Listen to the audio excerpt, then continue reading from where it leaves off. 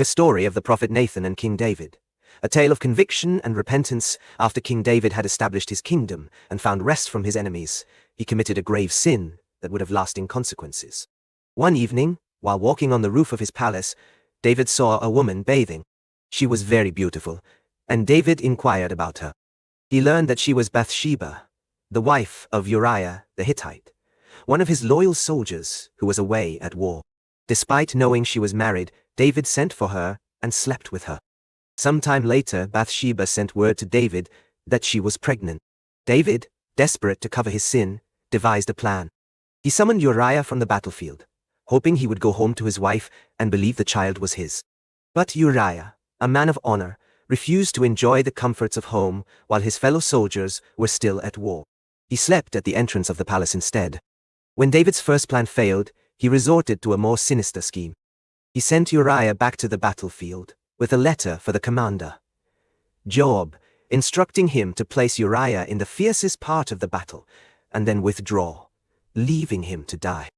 Joab carried out the order, and Uriah was killed in combat. After Uriah's death, David took Bathsheba as his wife, and she bore him a son. But the Lord was displeased with David's actions. He sent the prophet Nathan to confront the king.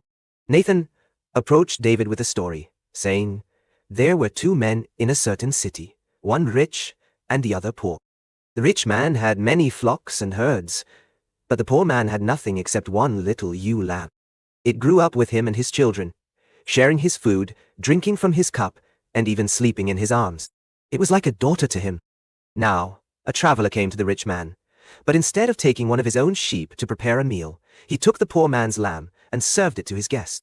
David, angered by the story, declared, 'As surely as the Lord lives, the man who did this deserves to die. He must pay for that lamb 4 times over because he did such a thing and had no pity.' Nathan then said to David, 'You are the man. This is what the Lord, the God of Israel, says. I anointed you king over Israel, and I delivered you from the hand of Saul. I gave your master's house to you, and your master's wives into your arms. I gave you all Israel and Judah, and if all this had been too little, I would have given you even more.